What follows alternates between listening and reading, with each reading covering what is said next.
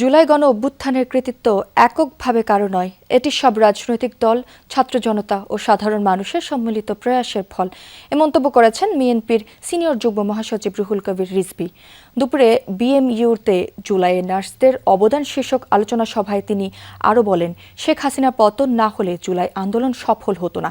আন্দোলন ব্যর্থ হলে অনেককেই ফাঁসির মঞ্চে দাঁড়াতে হতো।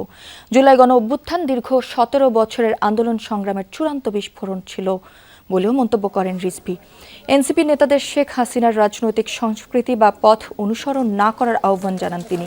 মতভেদ থাকলেও রাজনৈতিক ভাষা ও আচরণ গণতান্ত্রিক ও শালীন রাখার তাগিদও দেন রিজভী। এ সময় প্রধানমন্ত্রীর রাজনৈতিক সহকারী রাশেদ খান বলেন, এনসিপি জামায়াতের মস্তিষ্ক দ্বারা পরিচালিত হচ্ছে। ফেসবুকে সরকার গঠন করা গেলেও রাষ্ট্র পরিচালনা করা যায় না বলেও মন্তব্য করেন তিনি। মুক্ত কণ্ঠে কথা বলতে চেয়েছে, স্বাধীনভাবে কথা বলতে চেয়েছে, নির্ভয়ে কথা বলতে চেয়েছে।